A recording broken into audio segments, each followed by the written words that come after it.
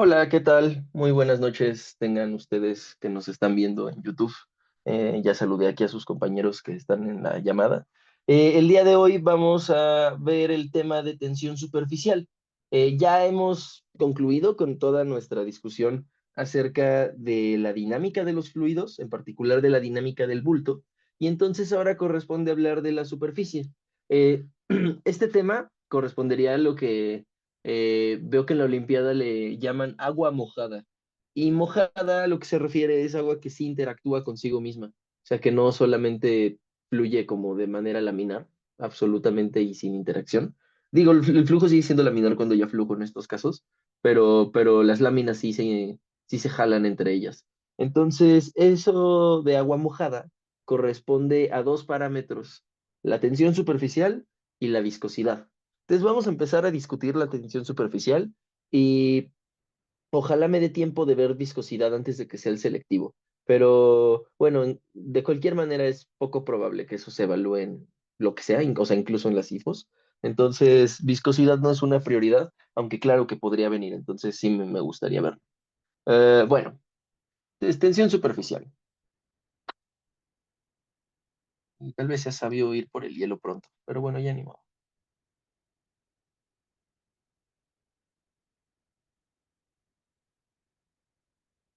Eh, no sé si algunos de ustedes en sus entrenamientos estatales vieron este tema. ¿Alguien lo vio? Esto lo daba yo en la metropolitana, pero pues, este, ya no estoy ahí. Entonces no sé si alguien lo vea en alguno de los estados. Pero, pero sí, justo, bueno, la mayoría está diciendo que no. Ah, sí, bueno, Ernesto sí, a Ernesto sí le tocó, Ángel, aquellos entrenamientos. Pero bueno, eh, en todo caso vamos a verlo desde abajo. Eh, Piensen en lo siguiente. Imagínense que yo tengo un contenedor y en ese contenedor hay alguna especie de líquido. Líquido, no fluido, líquido. Acuérdense que fluido incluye tanto líquido como gas. Y pensemos que este líquido está en presencia de la atmósfera. Entonces, aquí abajo, pues explícitamente vamos a poner que hay líquido. Y arriba, pues explícitamente hay gas. Y además, eh, observemos que la pared, pues es sólida. Entonces, sólido. En estas superficies donde interactúan estos dos medios distintos, les llamamos fases, eh, va a ocurrir algo. Y es que piensen en lo siguiente. En el bulto de líquido nosotros tenemos partículas, ¿no? En general, si piensen en una partícula. Y esta partícula es atraída por sus vecinas. Entonces, digamos que tiene aquí algunos vecinos alrededor. Digo, esto es burdo, ¿no? El líquido, pues nunca van a estar estáticas sus partículas. Entonces, esto es una imagen un poco caricaturesca. Pero una partícula pues es atraída por sus vecinos. Entonces, como es atraída por sus vecinas, va a estar en alguna especie de equilibrio, porque las fuerzas intermoleculares dentro del líquido son aproximadamente cero, o sea, se anulan en promedio. Si yo me subo a la superficie, no obstante, vamos a ver que hay un desbalance. Y este desbalance, pues se va a deber a que hay una diferencia entre, dejen pinto estas flechas de rojo mejor, para que se vea una distinción. Listo. Entonces, esta partícula va a estar jalada por todas las partículas vecinas del mismo material y por otro lado también va a haber fuerzas del gas que le estén jalando, pero esas van a tener una magnitud distinta y entonces va a existir alguna especie de descompensación. Eso hace que en la superficie, piénsenlo en particular para el caso de aire y agua, esto cambia, por cierto, o sea, esto que les voy a decir no es general, es para el caso de aire y agua.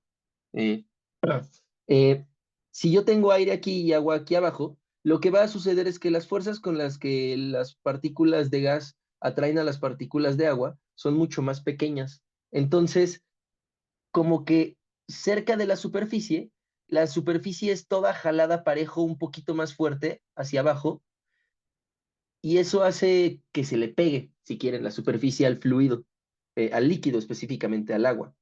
Eh, entonces, la atrae, la jala un poquito hacia abajo hasta que las fuerzas intermoleculares, o sea, las que jalan hacia abajo, se equilibren con las fuerzas más débiles que jalan hacia arriba. Ahí pueden buscar el potencial de Lennard Jones, si les interesa saber un poquito más de las fuerzas intermoleculares, pero el punto es que hay una parte atractiva y hay una parte repulsiva, entonces cuando están lejos se atraen, pero cuando están muy cerca se repelen. Entonces va a haber un punto donde ya no jale más hacia abajo, sino que se equilibren las fuerzas. Eh, en ese momento, entonces, se hace como una película. Bueno, espero que todo el mundo entienda el término película más allá de una película de cine, que de hecho las películas de cine se llaman así por las películas que sí son las películas. Entonces, se forma una película en la superficie del agua y esa película es de fluido un poquito más pegado hacia el centro, o sea, como no es ligeramente más denso porque de hecho dudo que la densidad suba, pero sí es como una película que está más compactita, ¿sí? Espero eso se entienda. Y entonces esa película que está más compactita se ve como una pequeña piel sobre el fluido. Y eso lo han experimentado ustedes. Pues en particular si han visto burbujas, ¿no? Esas películas de agua con jabón que forman para hacer una burbuja, pues están sostenidas totalmente por tensión superficial. Entonces, ¿cómo es que se origina la tensión superficial? Eh, pues justo si ustedes piensan en que vemos esta cosa desde arriba, ponen su ojito y ven esto desde arriba. Voy a dibujar el agua como si fuera una especie de espacio-tiempo, para que, para que se entienda la curvatura que voy a dibujar. Entonces, a ver, eh, digamos que originalmente, si yo veo el agua desde arriba, ay, estas están derechas, según. Pues el agua estaría quieta, ¿no? O sea, su superficie se vería estática. Y entonces el puntito que yo dibujé, la molécula que está en la parte superior, la dibujaré en alguno de los vértices. Y esa tiene a sus vecinos sobre la superficie que lo atraen. Y estas fuerzas están en general compensadas. Y esto lo estoy viendo desde arriba, insisto, o sea, estoy viendo la superficie desde la vista superior. Si yo le coloco algo que jale al agua hacia abajo, o sea, por ejemplo, imaginen que coloco una aguja encima del agua. Aquí yo tengo una aguja muy finita, ¿no? O sea, tiene que ser algo delgado para que se pueda sostener sobre la película que se forma en la superficie. Pues esta aguja va a curvar al agua como hacia adentro, o sea, piénsenlo como una especie de hamaca, es una telita que le está sosteniendo. Entonces, en un momento va a quedar bien claro este dibujo, que por el momento está un poco feo. Eh, Les prometo que hará sentido. Entonces, ahora sí, déjenme más o menos, los pongo a la misma altura, no será tan terrible.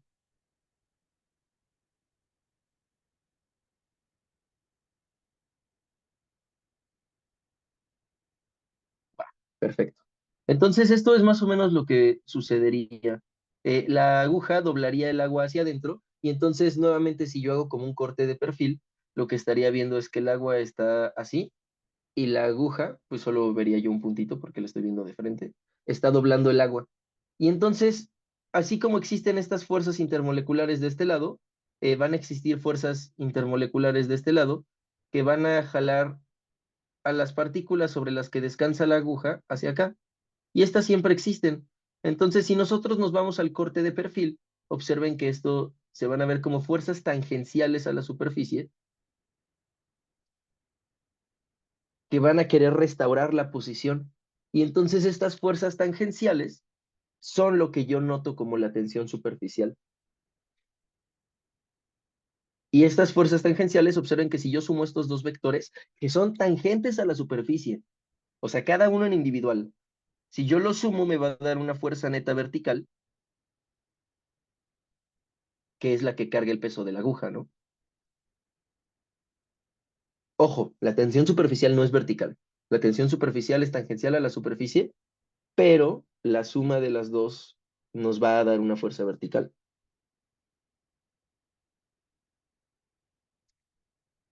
Bueno, pues, hasta aquí alguna pregunta. Ya voy a empezar a escribir ahora sí. pero a la fenomenología se le entiende.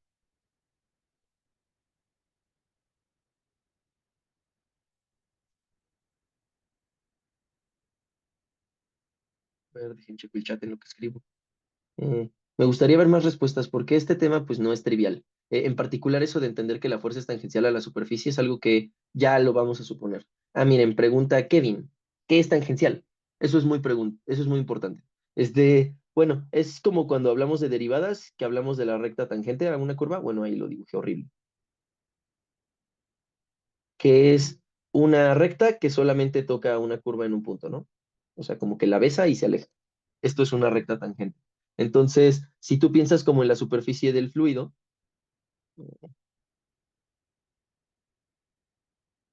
entonces en un puntito en particular, una fuerza es tangencial si justo está como en el plano que besa a la superficie en ese punto.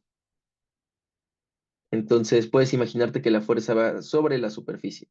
O sea, bueno, lo vamos a ver en los ejemplos de más adelante, pero si tu superficie fuera una media esfera, como una gotita que está cayendo, entonces las fuerzas aquí serían tangentes a la superficie, y esas fuerzas tangentes pues son así, porque la tangente a una esfera, pues en el ecuador va a ser así, ¿no? O sea, si yo dibujo una esfera completa y en el ecuador le quiero pintar una tangente, pues el plano tangente es un plano vertical. ¿Sí se entiende, Kevin? Lo de tangencial. ¿Y los demás también?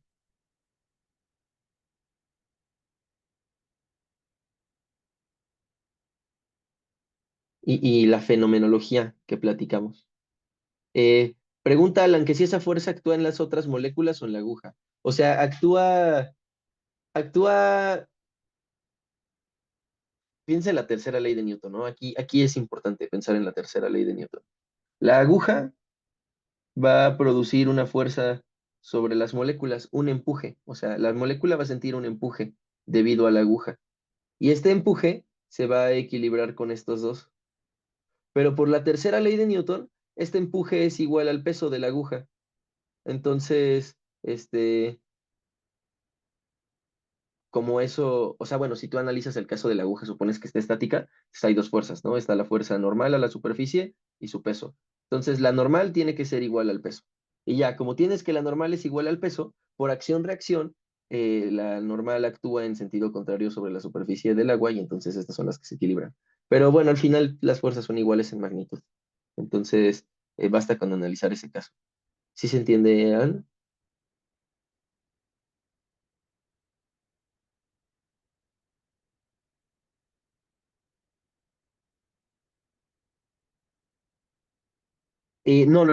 No, justo eso es lo que no quiero no, para nada, es todo lo contrario a lo que yo quiero que concluyas. La tensión superficial no es la normal, este, y eso se los dije, ¿eh? O sea, la tensión superficial son estas fuerzas tangentes a la superficie. Si yo las sumo, esto en total me va a dar una fuerza vertical, ajá, pero no, fíjate, yo tengo la aguja siente dos fuerzas, la fuerza normal. No es otra cosa, es la normal. O sea, la normal no cobra otro nombre, se llama la fuerza normal. Y es porque el agua está actuando como una especie de telita que está sosteniendo la aguja. Y su peso.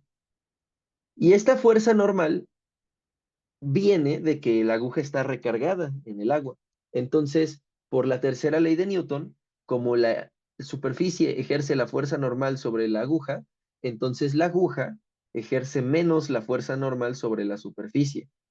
Y esa menos fuerza normal es la que se equilibra con la tensión superficial.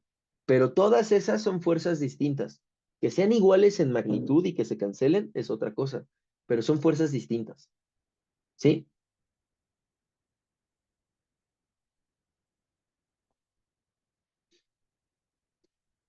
Y las fuerzas tangentes son tangentes a la geometría, pero no, aquí no vamos a hablar de curvatura realmente mucho. Bueno, voy a continuar, ahora sí escribiendo. Ya discutimos un buen tramo de fenomenología. Entonces, decía yo, a la manifestación macroscópica de las fuerzas intermoleculares en la superficie, ahí dejen escribo todo eso, fuerzas intermoleculares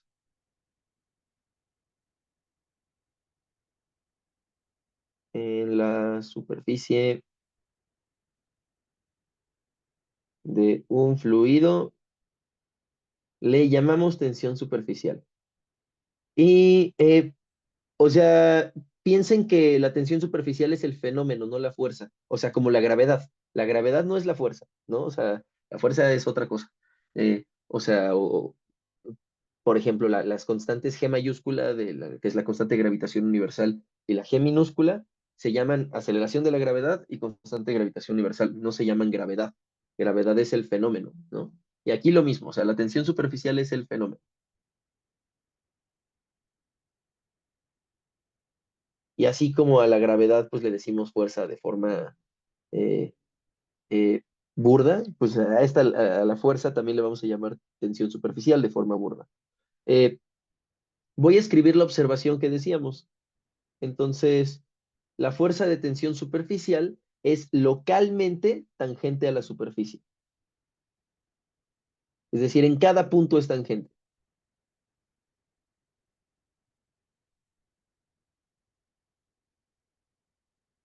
Superficial es localmente, ay, pero sin la coma,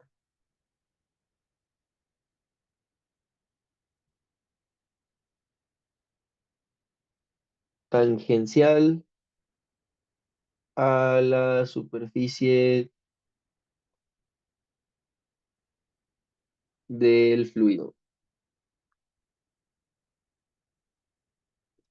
Y esto es muy importante que lo entendamos. Vale. Eh,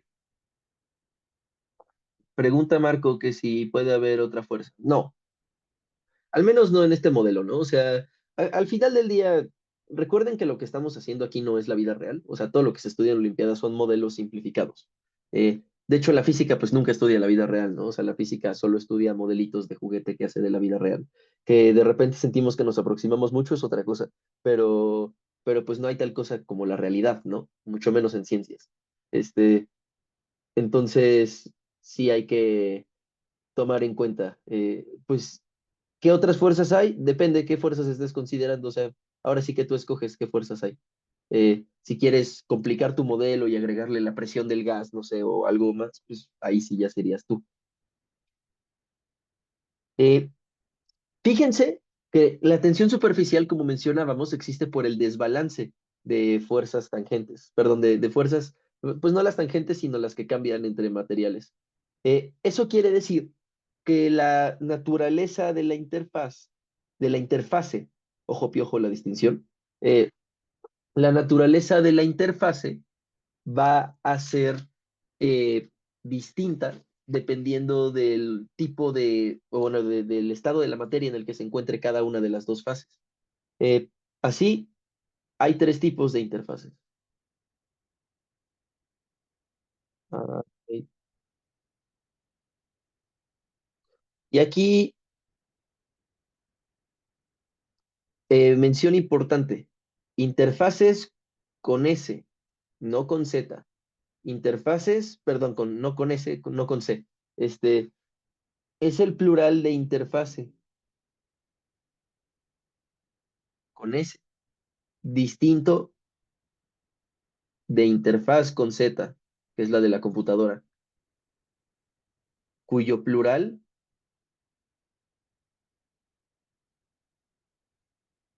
es interfaces con C. Entonces, cuidado. Estas dos, esto no es solo una falta de ortografía, o sea, cambia el significado totalmente de la palabra. Un segundito.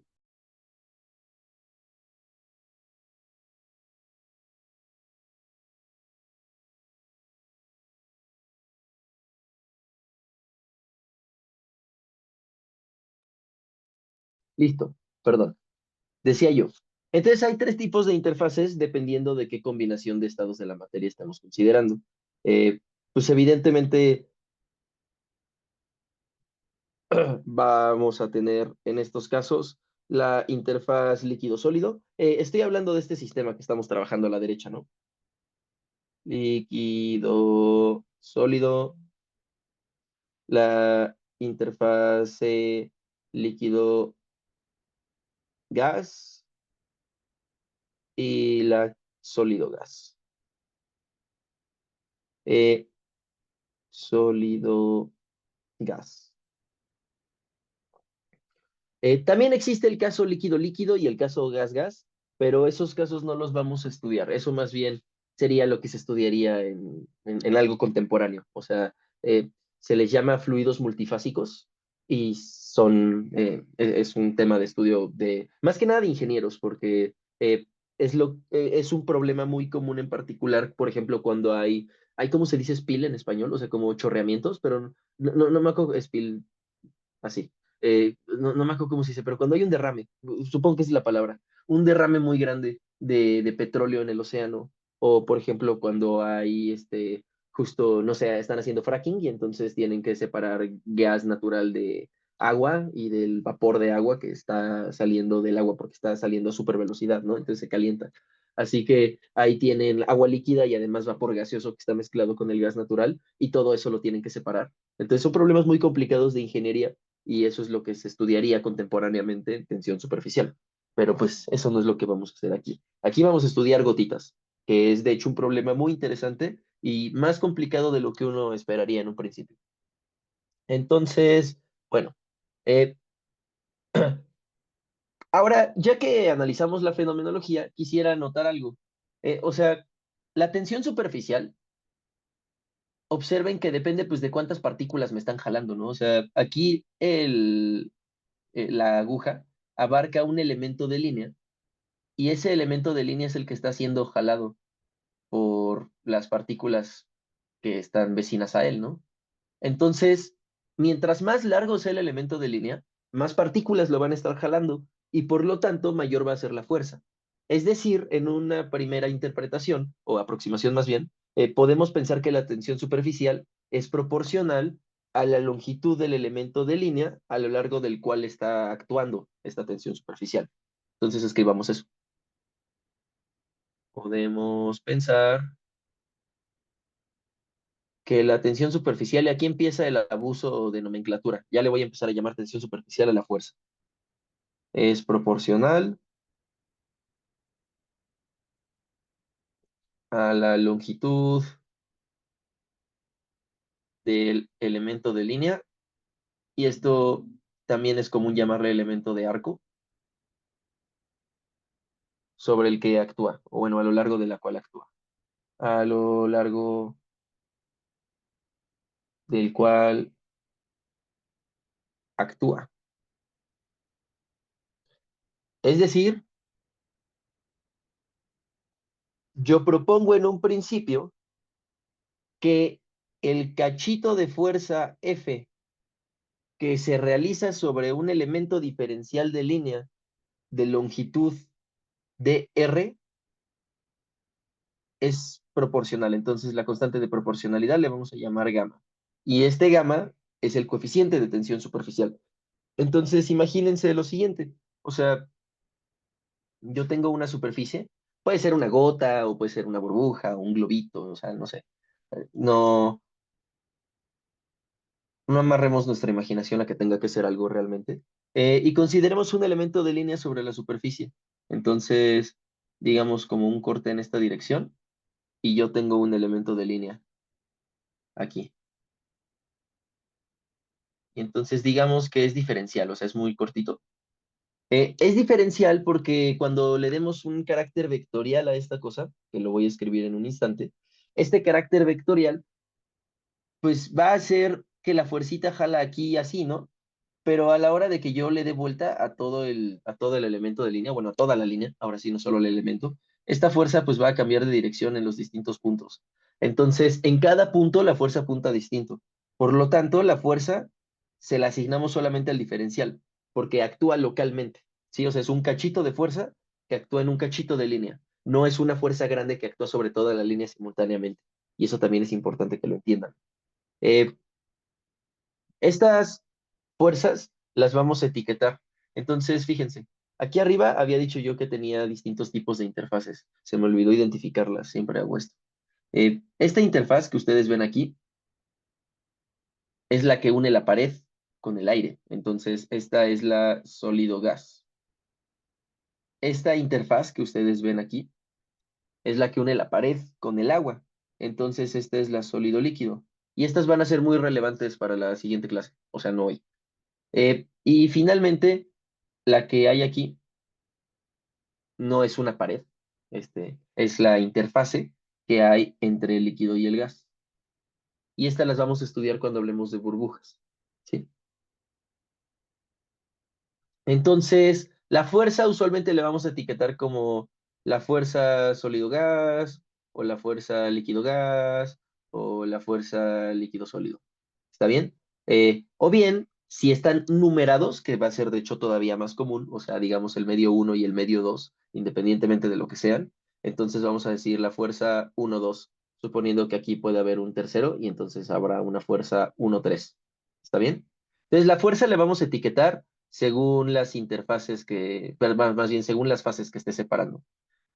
Así que es según la naturaleza de la interfaz que habrá una fuerza, y eso también se lo lleva el coeficiente. O sea, esto está de hecho totalmente determinado en el coeficiente. O sea, el elemento de línea es independiente de esto, ¿no? O sea, el elemento de línea solo depende de la superficie. Entonces, este es el dr.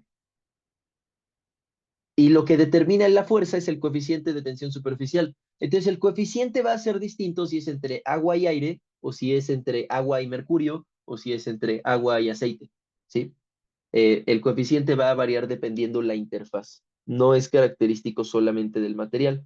Eh, en este caso que estamos ejemplificando, entonces, la fuerza actuaría de forma perpendicular al elemento de línea, tangencial a la superficie.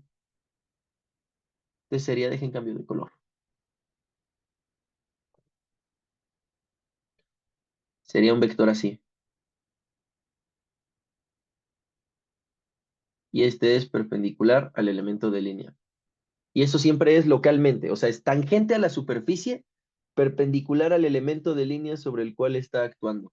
Y entonces yo diría que el medio I es el de aquí afuera y el medio J es el de aquí adentro. Y ya es el uno y el 2 o el 3 y el 5 o como quieran numerarlos. Y ya la fuerza sería la fuerza IJ.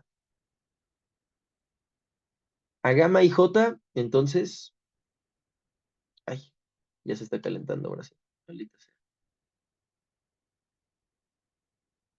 Le llamamos coeficiente de tensión superficial.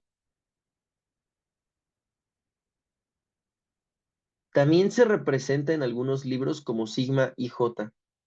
Y la IFO, no sé por qué, es súper inconsistente en su notación. Entonces, hay años donde la han denotado como gamma IJ y hay años donde la han denotado como sigma IJ. O bueno, como gamma y como sigma, porque en la IFO no le ponen subíndice. Ya ver, o sea, cuando hagamos los problemas también se los vamos a quitar nosotros. En general, pues de hecho es lo siguiente que iba a escribir, de hecho, aquí lo tengo en mis notas. Eh, no sé por qué me le adelanto a mis notas y mis notas traen todo. Eh, si solo hay una superficie relevante,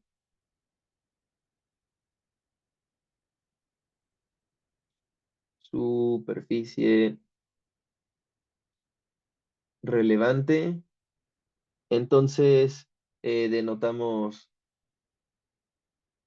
que el df es igual a gamma por dr. Y nos dejamos de problemas con los índices. Entonces les decía, o sea, solo tiene caso numerar el uno 2 cuando pues, hay un 3, ¿no? O sea, si no hay una tercera superficie para que haya la fuerza uno 3, no tiene caso que digamos que esta es la uno 2. O sea, si es la única, no tiene sentido que lo numeremos. Pero solamente si es la única.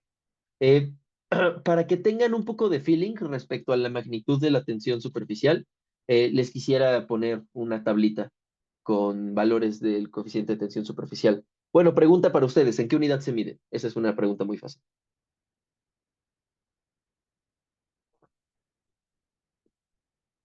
Y los ultragolpeo si no me saben decir en qué unidad.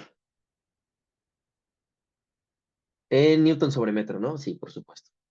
Entonces, denme un segundo y les pego la tablita. Ah, es que la tengo que sacar de aquí, merengues. Ay, no, ya me pasé. No, soy un baboso. Ah, aquí está. Uf, ya. A ver. Esta tabla que les voy a poner va a ser la tensión superficial que hay entre la sustancia mencionada a la temperatura que se menciona y el aire.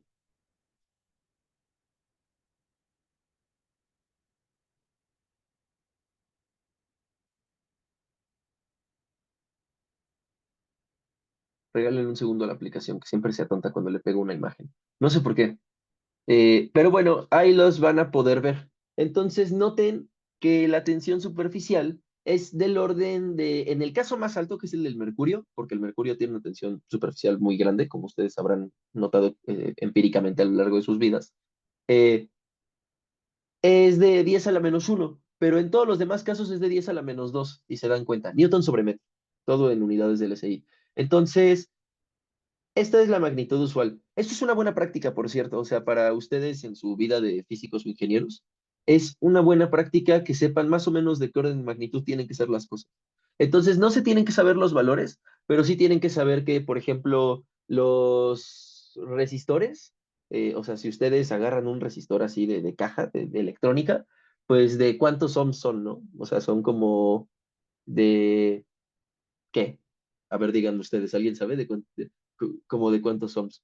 Exacto, ¿no? O sea, son de ohms. Uno, o sea, no son de millones de ohms, tampoco son de micro ohms. Pero si, por ejemplo, ustedes agarran un capacitor, los capacitores sí son de microfarads. O sea, un capacitor de un farad no lo van a encontrar en una caja de electrónica. O sea, para eso necesitan mandarlo a hacer.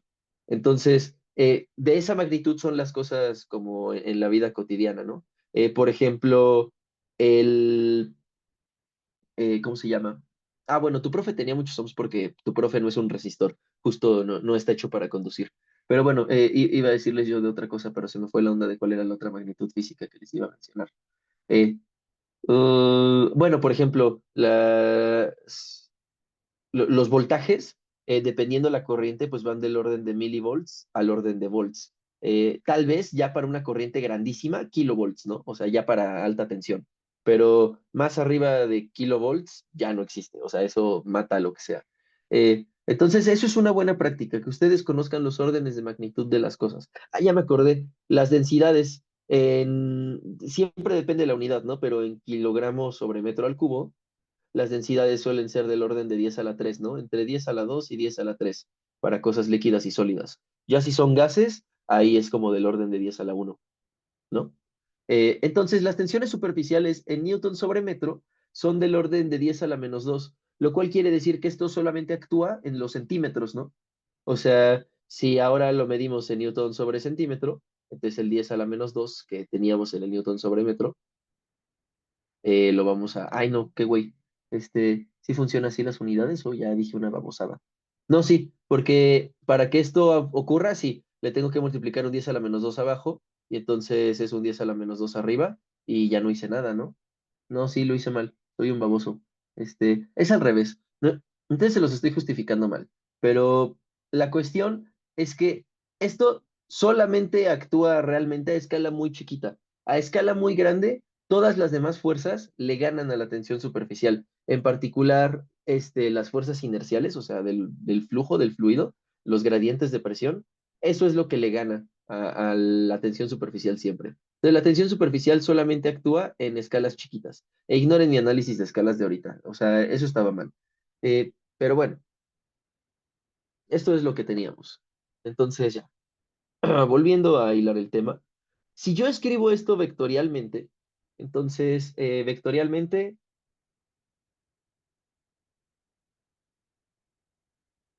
la fuerza de F es igual al coeficiente por dr por el vector normal al elemento de fluido, pero, ojo, perdón, al elemento de línea, pero ojo, tangente a la superficie, no normal a la superficie, porque usualmente el normal lo definimos perpendicular a la superficie, y en este caso no.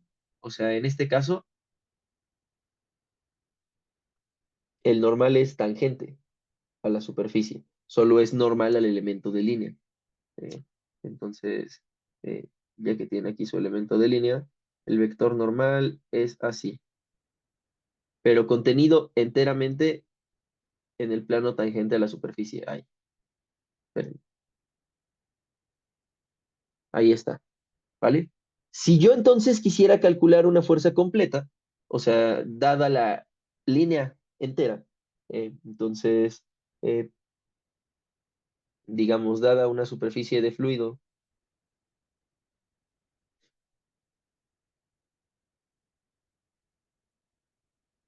que está rodeada por un contorno, que va a ser mi línea completa, rodeada por un contorno C, digamos,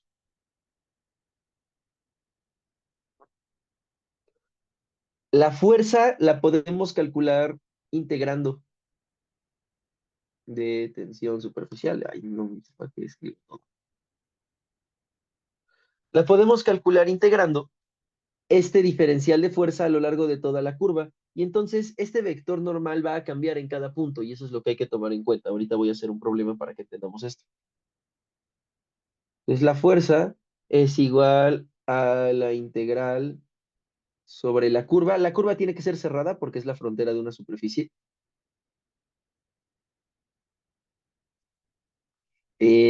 De gamma de R por el vector normal. Un momento.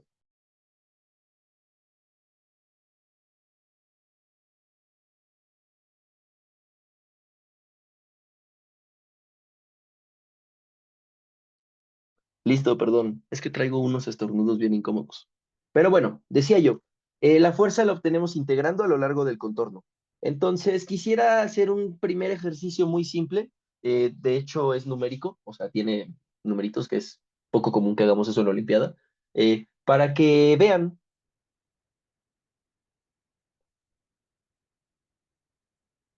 a ver, dejen revisar el chat. Ah, Pregunta Alan, ¿solo se toma en cuenta el contorno o podría ser un área, por ejemplo, un dedo? Pues de hecho este problema que voy a hacer creo que explica perfectamente la pregunta que me estás haciendo, Alan. El problema que voy a resolver es el del bichito patinador de agua. Seguramente lo han visto los que viven en la costa. En la Ciudad de México pues no existen, yo los conocí en Acapulco, pero bueno, en sus respectivos estados, no sé si en el norte haya. El género, por si lo quieren googlear, se llama Guerridae. También se les llaman ninfas de agua, si no recuerdo mal. Y estas ninfas de agua son unos bichitos que pueden caminar sobre el agua, literalmente. O sea, son unos bichitos así alargados que tienen unas patas muy largas. Y entonces estas patas las colocan sobre el agua y se generan justo como pequeñas... me quedó bien el dibujo, ¿eh? O sea, sí se le entiende a pesar de todo que son puros rayones. Este, se genera como una pequeña curvatura sobre la superficie, que es más o menos lo que Alan dice, o sea, del dedo, si yo toco el mercurio con el dedo, se aplasta un poco la superficie, eh, y sobre eso es que se para. Entonces, eh, la idea es calcular. Bueno, a ver, dejen escribo el problema, mejor. Entonces, supongan que tenemos el patinador de agua. Pues de hecho sí, ay, qué güey, aquí en mi nota sí hay dibujo. Entonces, sí debería hacerles el dibujo. A ver, voy a intentar replicar lo que les hice. Entonces, hice como algo así, ¿no? Es el insectito, y entonces es esto, esto y así, y está en el agua. Ay, más o menos así. Y entonces, si uno hace un super zoom, lo que está sucediendo es que la superficie de agua se curva hacia abajo o hacia adentro, o como quieran verlo, debido a que la patita, pues realmente no es una aguja, ¿no? O sea, bueno, me refiero, no es puntual, o sea, no atraviesa la superficie, sino que muy de cerca eh, se ve así la patita, más o menos, ¿no? Entonces, si nosotros suponemos que esta cosa es una circunferencia, lo que va a pasar, ay, perdón, ay, esa no fue por enfermedad, eso es porque tengo la boca seca. Eh, la patita lo que va a hacer es doblar la superficie hacia abajo, y entonces fíjate, Alan, y fíjense los demás, la fuerza actúa exclusivamente sobre este contorno circular, tangencialmente a la superficie. y entonces va haciendo esto, como con cierta inclinación. Y si yo sumo todas esas fuerzas alrededor del contorno, las componentes horizontales se van a cancelar. O sea, fíjense, esta de aquí y esta de acá, es que están en lados opuestos, por simetría van a cancelar sus componentes horizontales. Entonces solamente va a quedar una componente vertical y la suma de todas esas fuerzas me va a dar ya la fuerza neta, dada como la integral sobre el contorno de gamma, de R, N, todo eso. Ajá. Eso va a ser muy fácil de calcular, ahorita van a ver. Eh, entonces va a haber una fuerza neta que jala hacia arriba y eso es lo que sostiene el patinador de agua.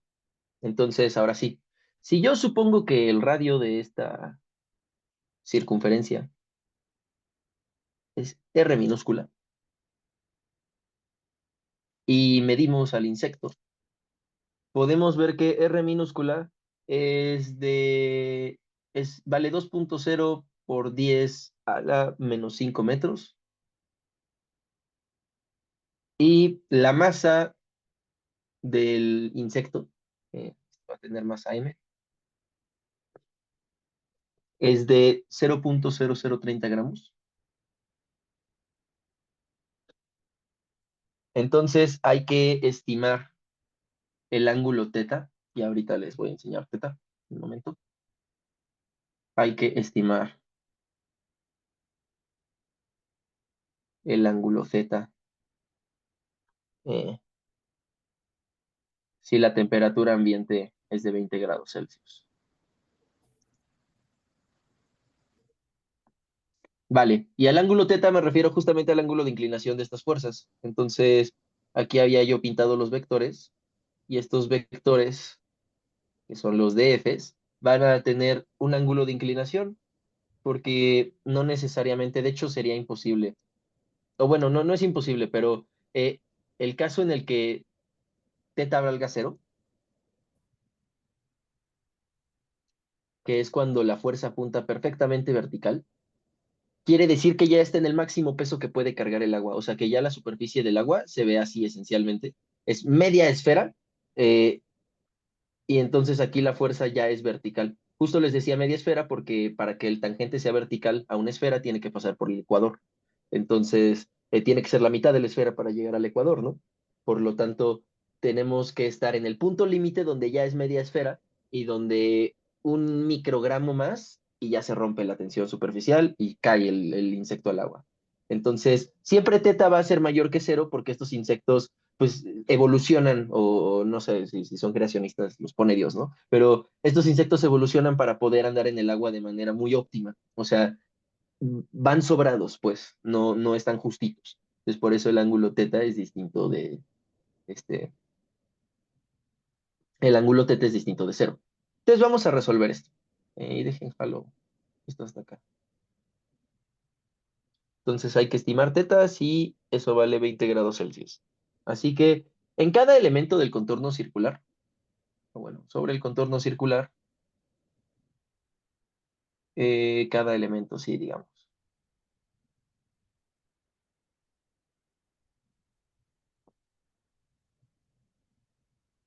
Circular, actúa una fuerza vertical,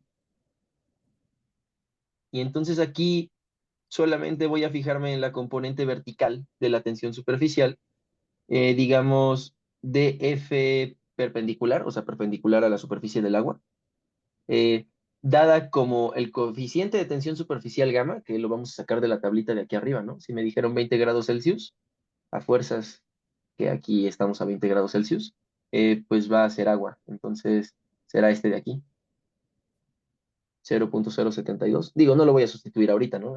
Siempre los números van hasta el final, no olviden eso. Cuando un problema trae números, siempre primero hacen todo en símbolos, perdón, simbólicamente, duh, y al final sustituyen numéricamente.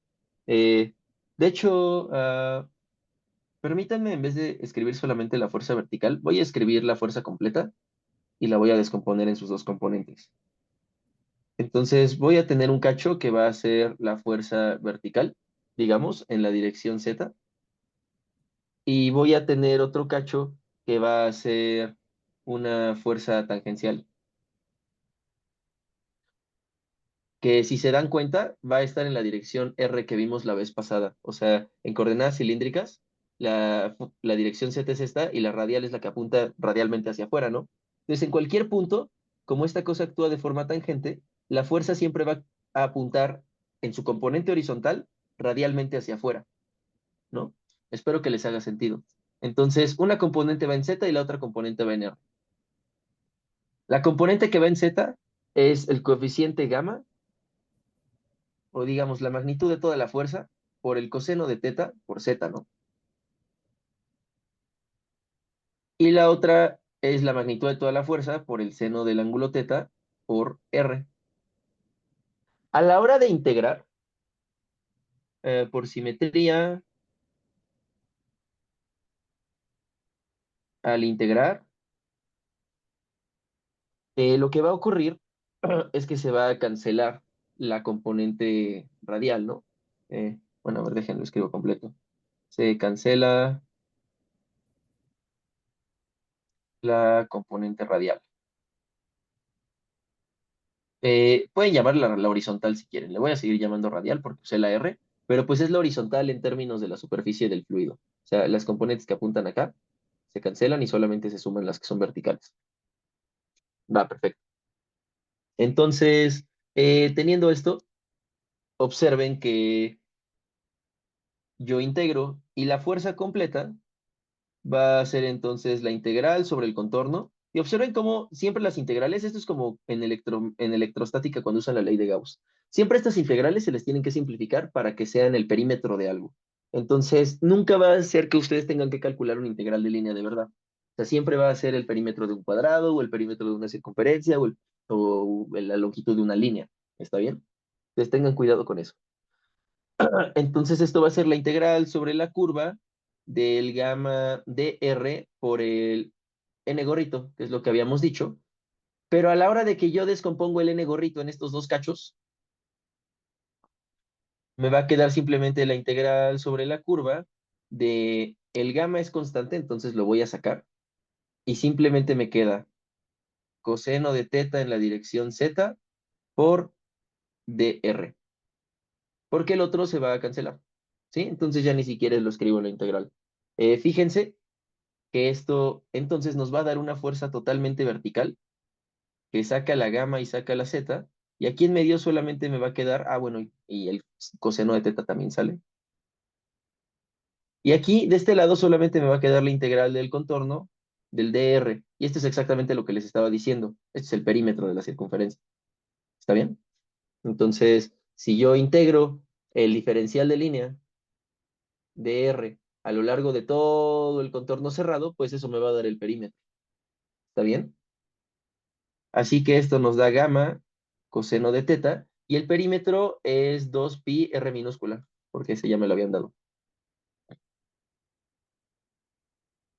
Y esto es en la dirección z, ¿vale?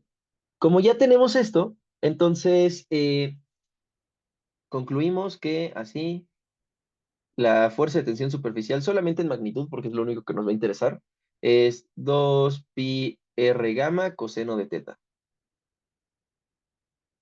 Observen que todos estos son parámetros conocidos y solamente la teta es desconocida. Así que necesitamos igualar la fuerza con algo. Como nos están diciendo que esto se equilibra, o sea, que el insecto está siendo cargado por sus patas, eh, podemos escribir, o bueno, mejor escribamos, por la segunda ley de Newton, por la primera condición del equilibrio estático, eh,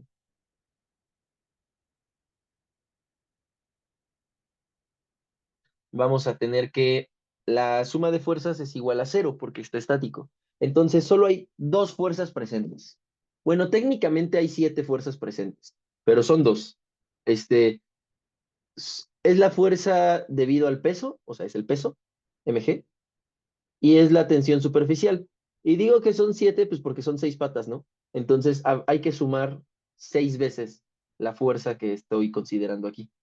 Es decir, eh, 6F menos mg es igual a 0 y por lo tanto, si yo sustituyo todo, nos va a quedar 12 pi r gamma coseno de teta igual a mg, y por lo tanto el coseno de teta va a ser igual a mg entre 12 pi r gamma, eh, r gamma, dije, eh, y por lo tanto, a la hora de sustituir, bueno, pueden pasar el coseno del otro lado como arco coseno,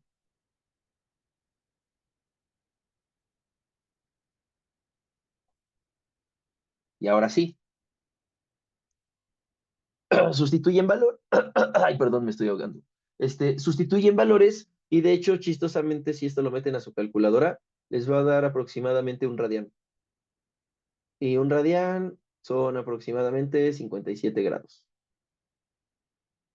¿Alguien tiene alguna pregunta?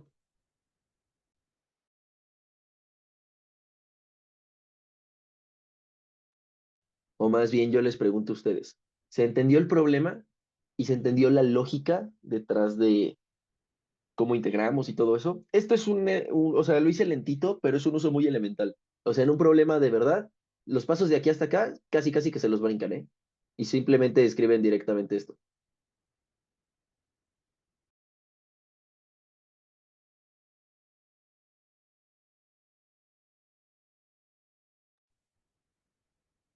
A ver, reviso.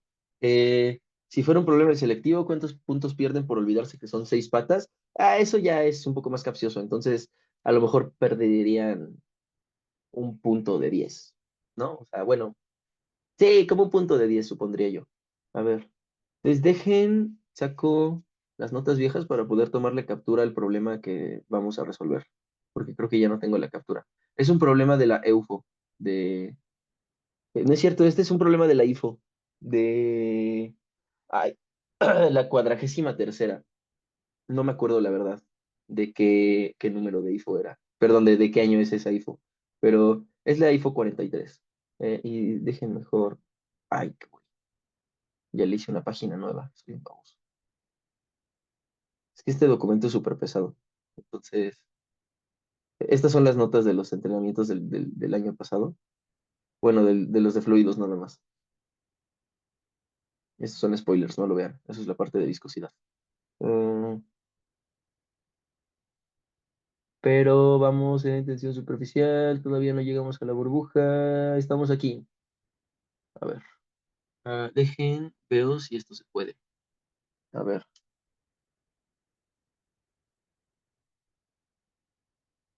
copiar.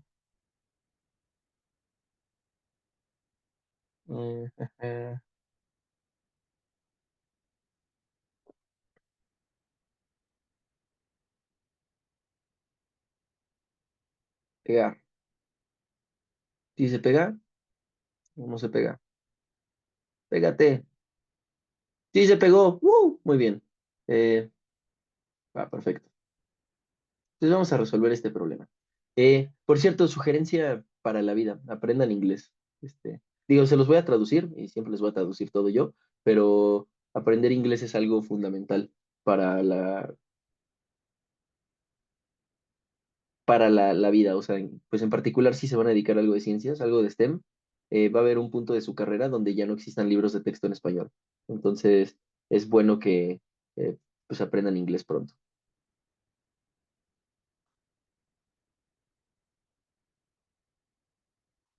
Entonces, el problema dice lo siguiente. Bueno, esperen, les iba a escribir la referencia. Ah, Es la 43ª EUFO, no, perdón, IFO, no sé por qué ya les dije EUFO dos veces. Y este es el problema 2. Y no es todo el problema, solamente voy a hacer el inciso 1A. Eventualmente ya voy a hacer un problema completo, de hecho, de este mismo tema. No sé si ahorita mismo. No, de hecho no. Ahorita mismo no. Pero la próxima vez eh, voy a hablar de este. Voy a hablar de tensión superficial en un problema de la IFO de hace 2 años y voy a resolver ese problema completo. Desde ahorita solo voy a hacer un inciso, porque el resto del problema de hecho es electrostática. Entonces, bueno, el problema dice lo siguiente. Una tubería larga y metálica de diámetro interno D minúscula apunta directamente hacia abajo. Hay agua lentamente escurriendo nozzle es como el agujerito de una aguja. Entonces, pues de un agujero en el extremo inferior de la tubería metálica. Ahorita les hago un dibujo, no hay que ver ninguna figura.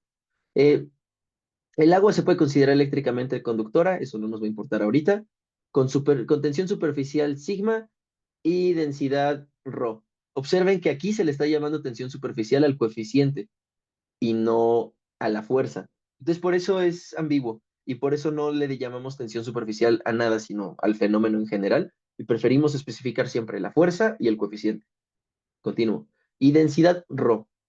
Una gotita de radio R está colgando del agujero. El radio de la gota crece lentamente hasta que ésta se separa del agujerito debido a la aceleración de la caída libre, o bueno, a la aceleración de la gravedad. Siempre asume que D es mucho más chiquito que R. Entonces hay que encontrar el radio máximo de la gota antes de que se separe del agujero. Voy a hacerles el dibujo.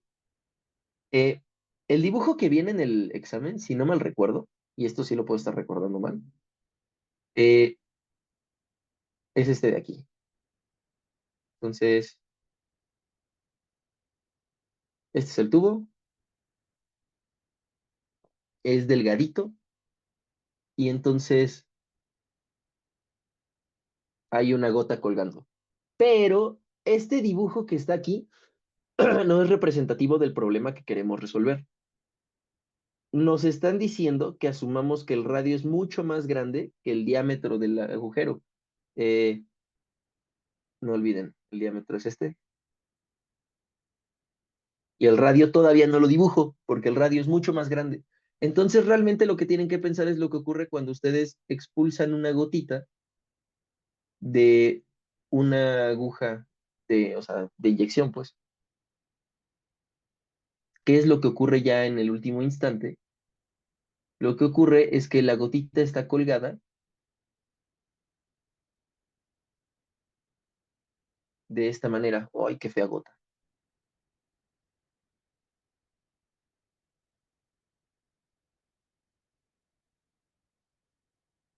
Uf, quedó igual, pero bueno, ya ni modo.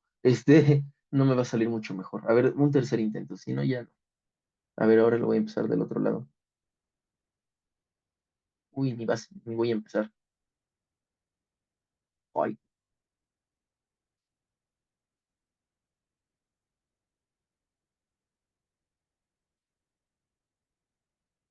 casi lo estoy logrando y no termino de lograr lo que quiero lograr. Pero bueno, con eso nos satisfaremos. Eh, entonces, esta ya es la que tiene el radio R.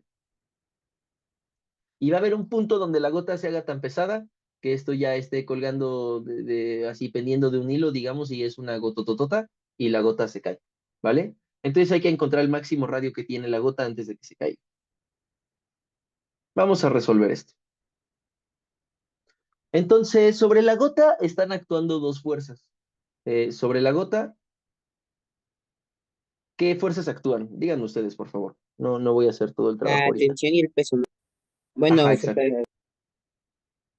Sobre la gota actúan su peso y la tensión superficial.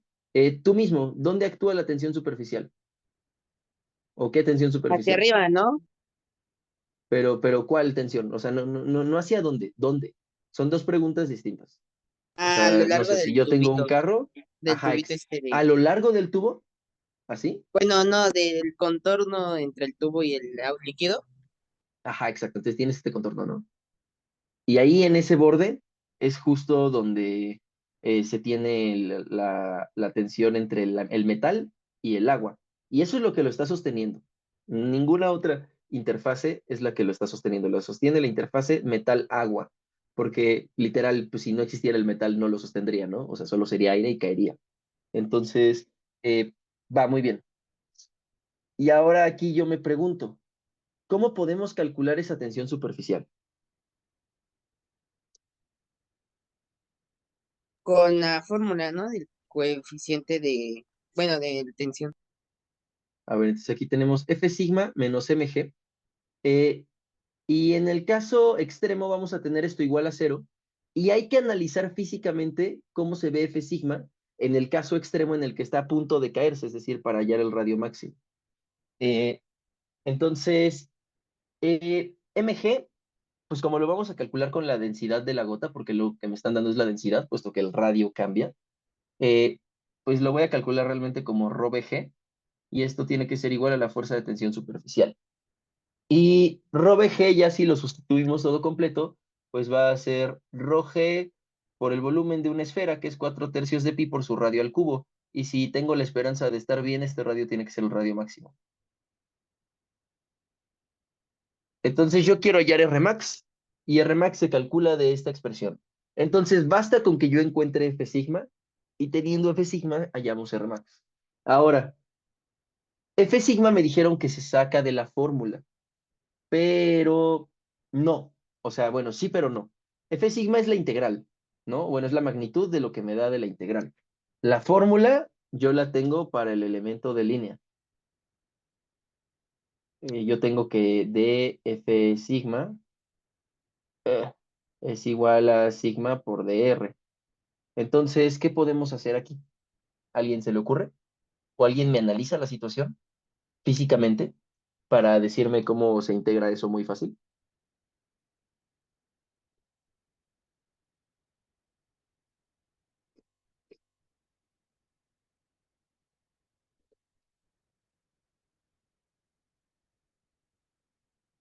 A ver, reviso el chat.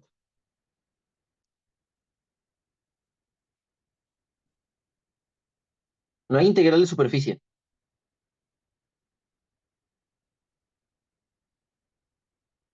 Muy bien, sí. Y dice, ya que la fuerza solo es para arriba en un caso límite. Entonces, lo que dice Alan es, en el caso límite, cuando esta cosa está a punto de despegarse, es aquí yo tengo como mi punta, y ahora lo voy a dibujar tal cual como si fuera una aguja. Esto sí se ve así, se ve pellizcadito. Entonces, justo si yo lo veo muy de cerca, lo que vamos a ver es que localmente pellizcado quiere decir vertical, ¿no? Ya cuando esto se pellizca hacia adentro, o sea, cuando la curvatura se hace así, negativa, eh, eso ya es el momento de la inestabilidad. O sea, cuando empieza a suceder esto, ya el agua se fuga hacia las zonas de mayor grosor. De hecho, luego platicamos de eso. Pero el agua se fuga hacia abajo y hacia arriba y se adelgaza esto y ya se rompe. Entonces, en el momento en el que esto ya se empieza a adelgazar, ya es inestable el sistema. Entonces, eso no lo estudiamos. Estamos estudiando el último momento donde es estable, y como bien dice Alan, eso ocurre cuando la fuerza es perfectamente vertical. ¿Están de acuerdo los demás?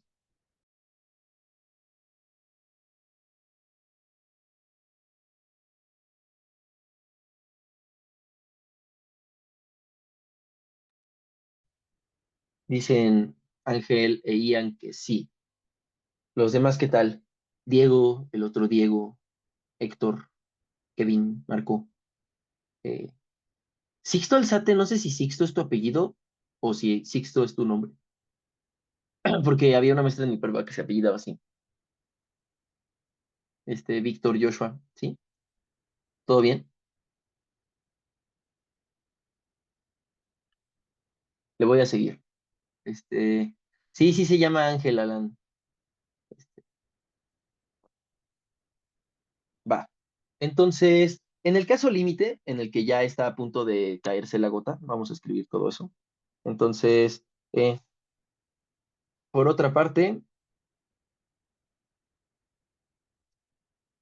observamos que cuando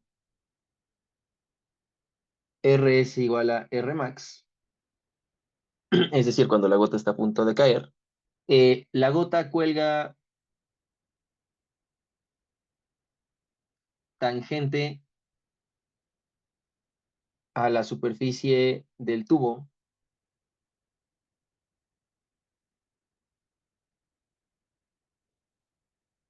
de modo que, en efecto, como nos había dicho Alan, F sigma literalmente va a ser 2pi, ay, perdón, no 2pi, porque lo que me dieron es el diámetro. Entonces aquí lo que yo conozco es el diámetro, ¿sí? No se les vaya a pasar eso. Ups. Esto es Z, por cierto, todo esto apunta en la dirección Z, y el diámetro es esta cosa. Entonces aquí lo que quiero representar es que localmente en cada punto la fuerza está actuando siempre verticalmente. Así que cuando yo integro, lo que me va a quedar es el perímetro. Entonces ya saben que si DF es sigma DR y yo integro de los dos lados, del lado izquierdo me va a quedar la fuerza y del lado derecho me queda sigma por la integral de DR, que es el perímetro. Entonces eso ya lo voy a escribir abajo. Entonces la respuesta es esa, ¿vale?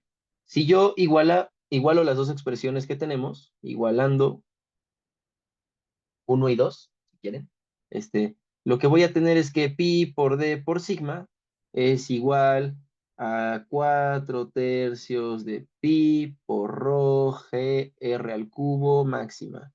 Y si yo despejo r al cubo máxima, bueno, más bien si ya despejo r max, fíjense que pi se cancela de ambos lados, me va a quedar una raíz cúbica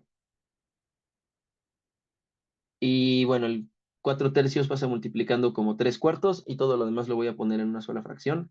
Entonces, observen que arriba me va a quedar sigma por d. Ah, ah, es sigma por d, si es esta sigma por d, entre rho g y ya. Y esto a mí me parece un hecho lindo que se vea de esta forma el Rmax, porque observen que estos dos son una comparación directa entre el peso de la gota y la tensión superficial de la gota. Entonces, literal, es como el cociente entre ellos es la Rmax. Así que a mí me parece un hecho lindo. No, no es que sea así como inmediatamente relevante, pero pues me parece una comparación bonita. Eh, Me voy a intentar acordar. Es que hay un parámetro adimensional. A ver, déjenlo googleo. Tension.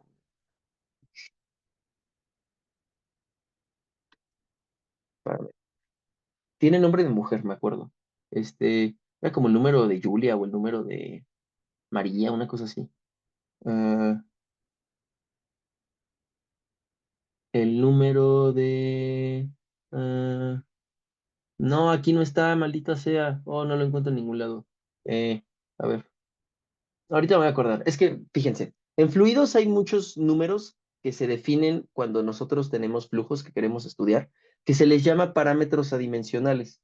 Eh, un parámetro adimensional es un parámetro que, fíjense, o sea, no sé, por ejemplo, las ecuaciones de Navier-Stokes, la de momento. Nosotros teníamos que fuerza es igual a masa por aceleración. Entonces, nosotros habíamos escrito esto de aquí. Fuerza es igual a masa por aceleración. Voy a suponer que no hay fuerzas externas de cuerpo y resulta ser que la viscosidad afecta de esta manera al sistema. Esperen, esta es mu. Va. Entonces, esto no nos va a importar ahorita. Lo que me importa es esta ecuación, yo le puedo borrar la viscosidad y la densidad. Así, de golpe. ¿Cómo le hago para borrarle la viscosidad y la densidad? Yo lo que voy a hacer es voy a definir nuevas variables. Voy a definir para el sistema una longitud característica y una velocidad característica. Esto, ¿cómo se hace? O sea, pues esto depende del problema que esté resolviendo. Pero, por ejemplo, si yo estoy resolviendo el problema de un flujo uniforme ay, ¿cómo se llama? En una tubería, entonces mi longitud característica a lo mejor va a ser el radio del sistema y la velocidad característica va a ser la velocidad del flujo uniforme. Entonces, el problema siempre me va a decir cuál es como su longitud característica. O sea, la longitud es la que me tiene que dar el orden de magnitud de las longitudes. Y entonces yo defino que las nuevas coordenadas espaciales van a ser adimensionales, es decir, va a haber una R' que sea igual a la posición normal cuando yo le escale por L. Entonces yo voy a tomar a L como la unidad de longitud y esto me va a dar el numerito, ¿sí? Sin la unidad. Eso es lo que hacemos siempre que le sacamos los metros a un vector, ¿no? Lo mismo para la velocidad. Entonces vamos a tener parámetros adimensionales y si ustedes le mueven todo a esta ecuación, resulta que la ecuación les queda así.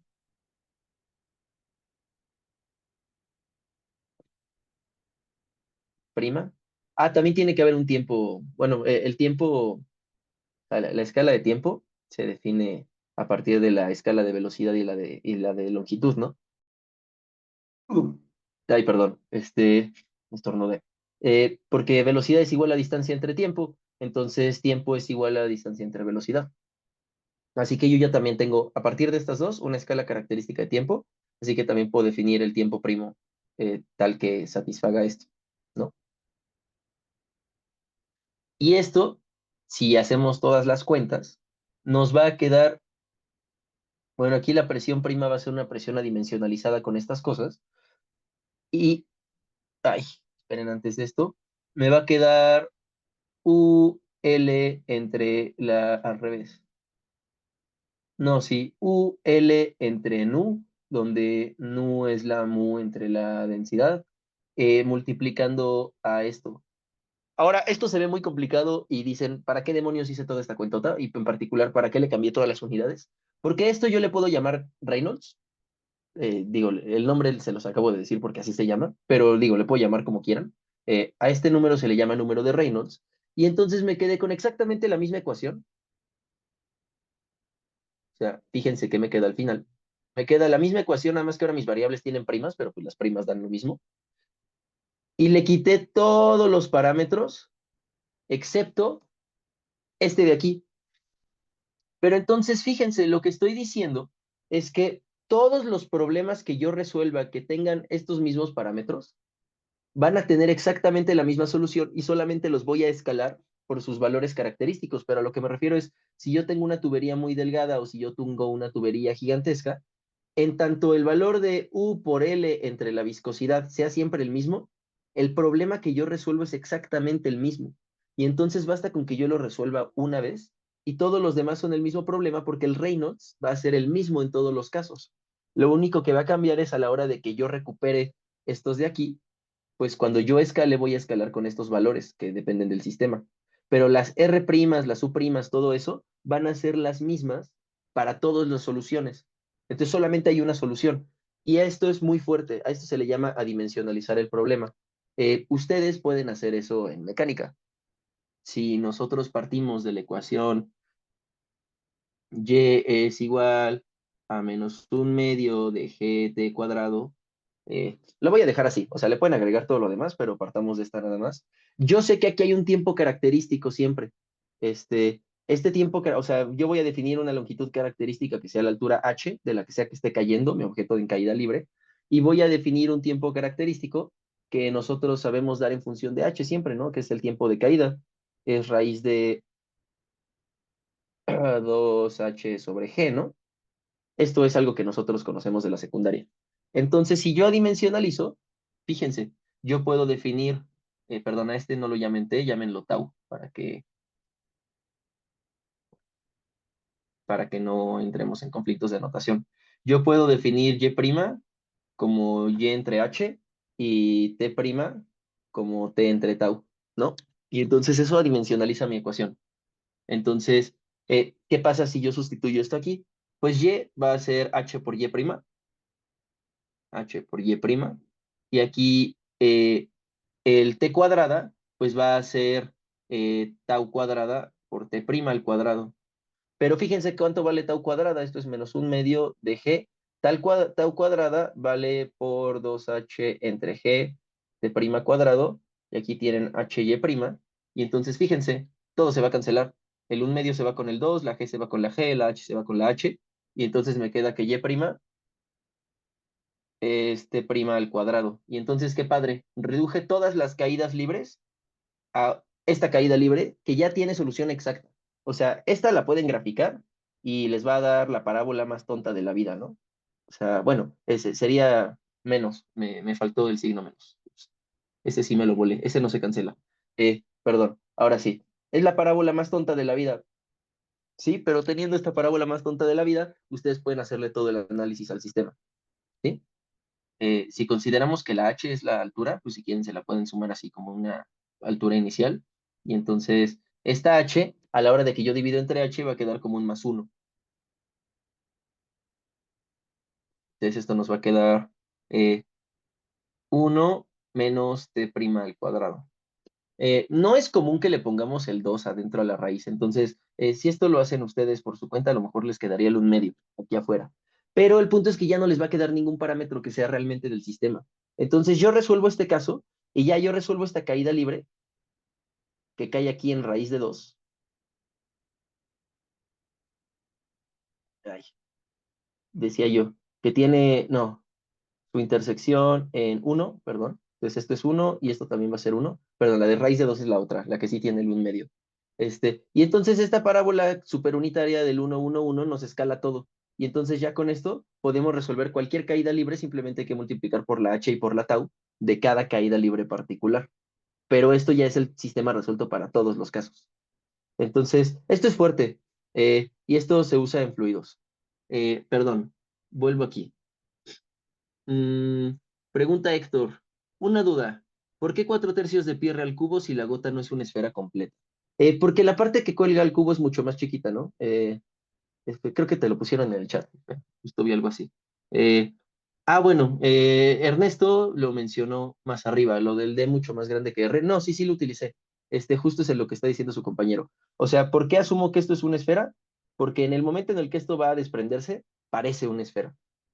O sea, justo observen el dibujo. Esta cosita, como el coso pellizcado, su diámetro es D y el radio de esta cosa es R y el radio es mucho más grande que ese diámetro. Entonces, como que este pellizco no juega en el volumen.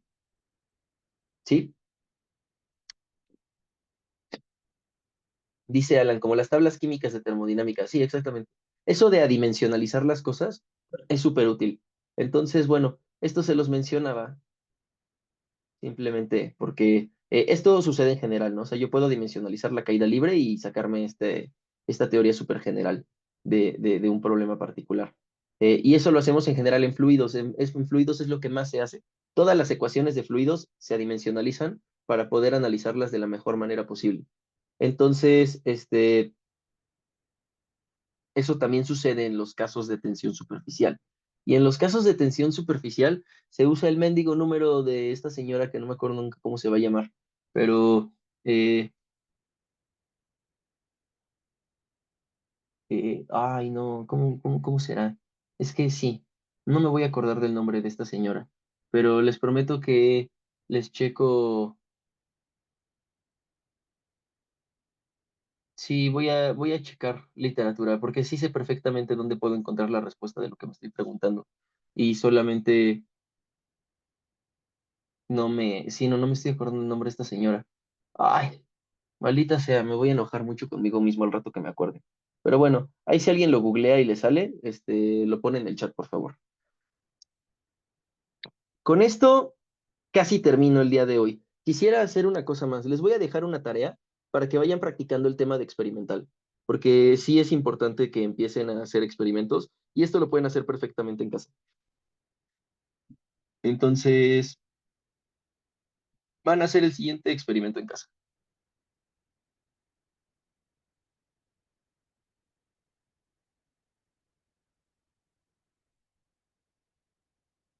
Eh, este experimento es muy sencillo, es una forma de medir la tensión superficial de cualquier material, eh, bueno, de cualquier líquido. Lo que van a necesitar únicamente es alambre metálico, necesitan alambre metálico grueso, o sea, no les voy a decir un calibre específico, pero digamos de más de 1 milímetro, o sea, que sí sea como pues varilla, eh, metálico. Y una, puede ser realmente no una báscula, sino cualquier cosa que mida fuerza en dirección vertical.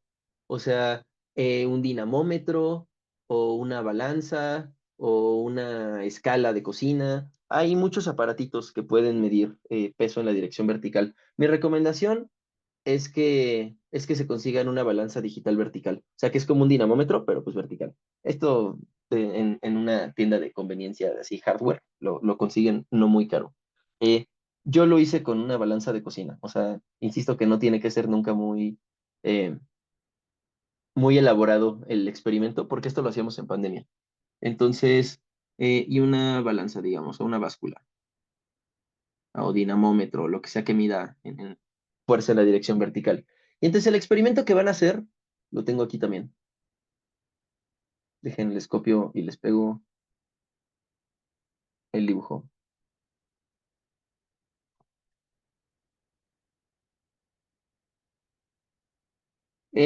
La idea es simple. Ustedes van a utilizar esa varilla para generar estas figuras que se ven aquí. Van a crear un aro, o sea, literal lo van a enrollar, y van a también crear como una estructura para poder sostener ese aro. Y esta estructura lo van a colgar de lo que sea que ustedes estén utilizando como báscula.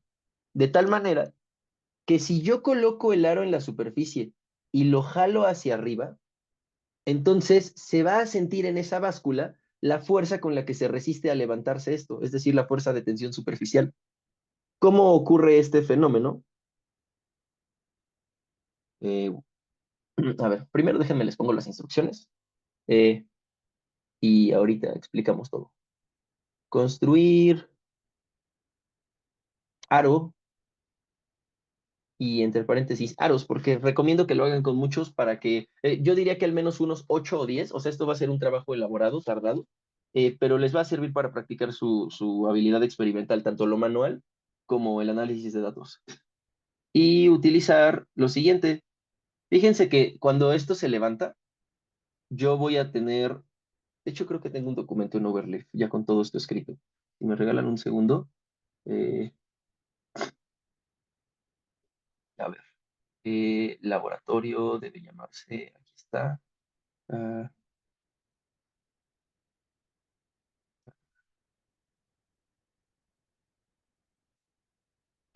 y quiero el de fenómenos.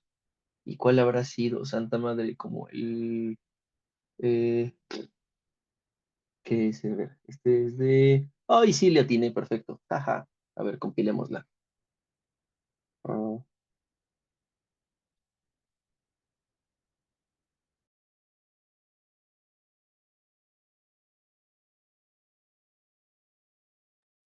va, perfecto. Entonces, bueno, este experimento que les voy a dejar es un experimento que me dejaron cuando yo iba entrando a la facultad. Eh, precisamente la idea es esta. La idea es si yo jalo el aro para arriba, lo que va a hacer es que se va a generar un anillo como de película de jabón alrededor del aro, que se va a levantar como si fuera un cilindro. Eso se lo pueden imaginar como en este caso de aquí a la izquierda. Aquí a la izquierda tienen como una varilla fija y un cacho móvil que se puede deslizar. Entonces, si ustedes ponen una película de jabón, así como en esta foto que tomé aquí arriba, y estiran esta parte móvil, lo que van a hacer es que van a incrementar el área superficial que está expuesta, bueno, más bien que, pues sí, el área superficial que está rodeada por el contorno. Entonces, eso pasa igualmente aquí al lado derecho. Cuando ustedes levantan el anillo, lo que va a suceder es que, déjalo esto por acá, ahí está. Lo que va a suceder es que se va a generar justamente como un cilindro alrededor de ese anillo. Y ese cilindro va a tener dos superficies, una por fuera y una por dentro, y ambas superficies van a ejercer tensión superficial en el contorno circular que jala hacia abajo a este anillo. Entonces, como hay cara interior y cara exterior, que es exactamente lo que dice aquí, la longitud se va a duplicar y por lo tanto el coeficiente de tensión superficial cumple con esta ecuación, la ecuación número 2. ¿Sí? Les enseño algunas fotografías que creo que tengo. Sí, miren, este es el experimento que hice cuando estaba en pandemia. Entonces, aquí formamos nuestros anillos, los armamos con alambre bonitos para poder sostenerle. Ahí están sus medidas. Y además tengo la báscula. La báscula era una báscula de cocina, o sea, literal es una cuchara. Y lo que hice fue que le puse plastilina por abajo y le pegué el anillo. Entonces, con la plastilina se lo pegué a la cuchara por la parte de abajo y ya funcionaba como una báscula vertical, aunque no esté hecho para medir hacia abajo. Y entonces, miren, aquí se ve el arreglo. Yo tenía un platito y en el platito puse el líquido correspondiente y entonces colocan ustedes el anillo y cuando lo empiezan a levantar se forma esta película, ¿ok? Se ve muy lindo, y aquí se ve arriba cómo está pegado todo mal hecho.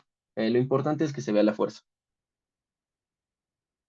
Entonces, sí, eso es todo lo que les quiero mostrar de esto. La idea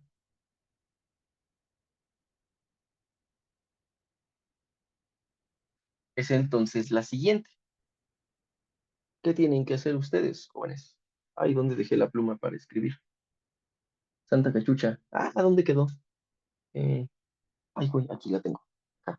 Eh, Van a construir los aros y van a utilizar la ecuación F igual a 4pi gamma R para hallar la gamma, el coeficiente de tensión superficial, ya no sé hablar, de los siguientes materiales. Agua, shampoo transparente, esto lo pueden comprar en cualquier farmacia. Glicerina, también en la farmacia. Aceite, en su cocina. Alcohol etílico, también en la farmacia. Eh, y digamos una solución,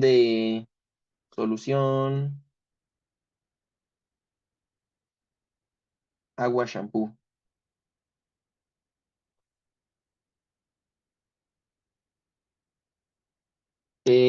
Ustedes escojan, ¿no? Aquí en mis notas pongo la sugerencia que sea 10% volumen, volumen. ¿Todos saben química? ¿Todos saben qué significa esto?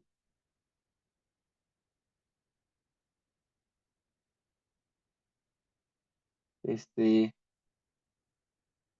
quiere decir que estoy comparando volumen de agua y de shampoo, y que si yo divido el volumen del shampoo entre el volumen del agua, esto me va a dar 0,1. ¿Está bien? Entonces, esa es una sugerencia. Este, pero bueno, puede ser la solución como ustedes quieran. Entonces hagan varios aros, a lo mejor unos 8. No es muy tardado. Esperen un momento. Decía yo, no es muy tardado hacer un solo aro. Hacer 8 a lo mejor y sí les toma como una hora. Pero bueno, en una hora hacen esos 8 y el resto del experimento es sencillo. O sea, lo único que necesitan es una mano firme. Y la fuerza, por cierto, la miden en el punto máximo. Entonces, en el instante en el que marca más la báscula, pues les va a marcar una masa, ¿no? Entonces esa la van a tener que multiplicar por la aceleración de la gravedad y eso les va a producir una fuerza, ¿sí? Entonces, ustedes realmente lo que van a hacer es lo siguiente.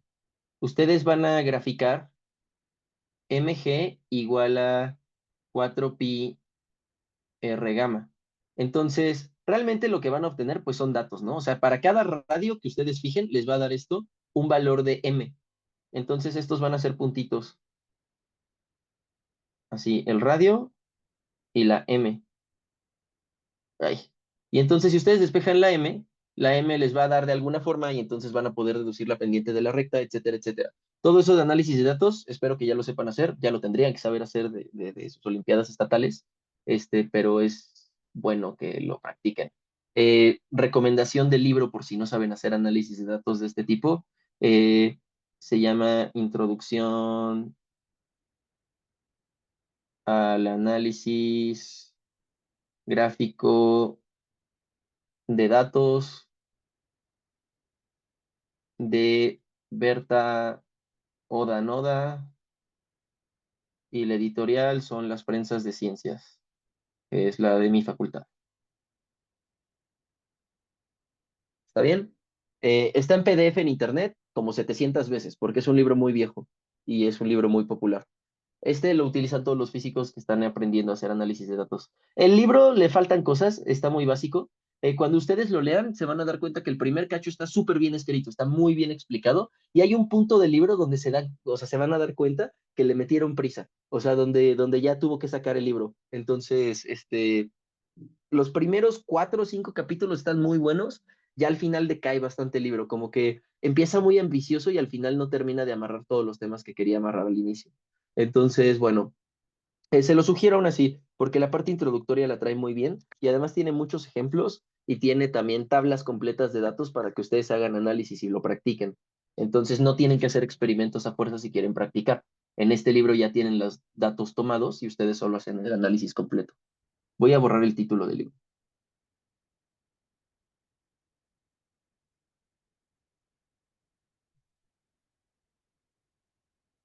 Em, y me parece que eso es todo lo que quería comentar el día de hoy. Entonces, ¿alguien que tiene alguna duda que quieran que quede grabada?